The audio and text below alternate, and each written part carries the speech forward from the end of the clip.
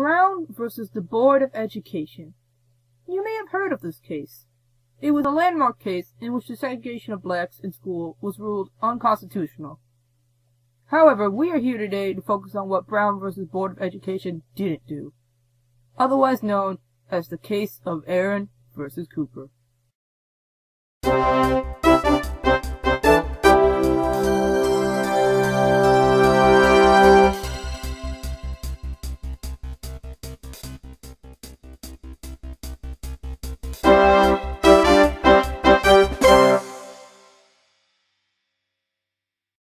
Hello viewers, I'm Court Case News correspondent Taseen Khan, and this is Court Case News. On today's episode, we'll be tackling the landmark case of Aaron versus Cooper. Aaron versus Cooper was an important case for many reasons, which we'll get into in a bit. But first, let's delve into the history of the case. It all started with the ruling for Brown in Brown versus the Board of Education, which ruled that segregating the classrooms was unconstitutional and required that every school begin the process of desegregation. The problem was, the case did not issue any guidelines regarding the process of desegregation. As a result, after a year of increased tension, threats, and turmoil to the 9 blacks who had been attending school at Central High in Little Rock, Arkansas, the district court granted the petitioner's request to delay the desegregation of the school for another 2.5 years. Of course, this did not fly with the National Association for the Advancement of Colored People, who appealed the case on behalf of the Little Rock Nine.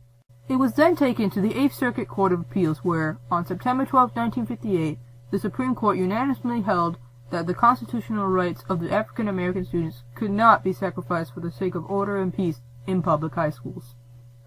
With unanimous decisions, all 9 justices ruled one way, so this was a majority decision with binding effects on the lower courts. Some of the rationale behind the decision referenced that the Supreme Court's use of the 14th Amendment in the Brown v. Board of Education case applied here as well. However, here's where it gets interesting. An article on the case from PBS continues saying the court did not stop there, and insisted that the governor and legislature of Arkansas were bound by its orders. Simply put, the Supreme Court ruled that the state governments had to abide by any and all Supreme Court rulings, and that they may not create any legislations that would oppose them. It was from here on out that whatever the Supreme Court ruled was to be considered the supreme law of the land. This part of the decision was explained in part by referencing Marbury v. Madison, which ruled that the Supreme Court is the voice of the Constitution. But that's a court case for another day. It is the decision that what the Supreme Court rules is supreme law that makes this case, well, a landmark case. This had profound impact on the judicial system, as it was now impossible for state governments to oppose what the Supreme Court ruled in any way. Now, as a newscaster, it is my responsibility to remain as neutral as possible on what I report.